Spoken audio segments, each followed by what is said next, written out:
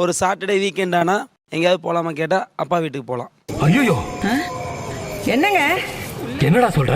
ஏங்க ஒரு 4th week நான் கேட்குறேன், என்னம்மா எல்லா வீக்குமே அப்பா வீட்டுக்கு போகலான்னு. அங்கே என்னதான் இருக்குது, அப்பா இருக்கார், அப்பாவோட என்ன பண்ணும், அப்பாவோட விளையாடுன்னு சொல்லி 2 பேரும் அவங்க அக்கா பையன் ஒருத்தர் இருக்கா, சின்ன பையன், அவங்க வச்சுக்கிற டாய் வச்சு 2 பேரும் விளையாடிட்டு இருப்பாங்க.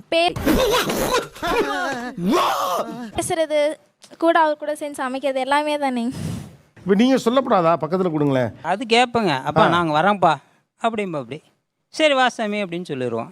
அதை விட வரேன்னா ஒன்று எனக்கு அதுக்காக தான் காத்து நிற்கிறேன். இதில் இன்னொரு ட்விஸ்ட் இருக்குது.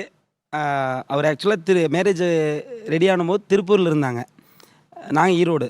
அவர் வந்து வீடு ஷிஃப்ட் பண்ணிட்டு ஈரோடுக்கே வந்துட்டாங்க.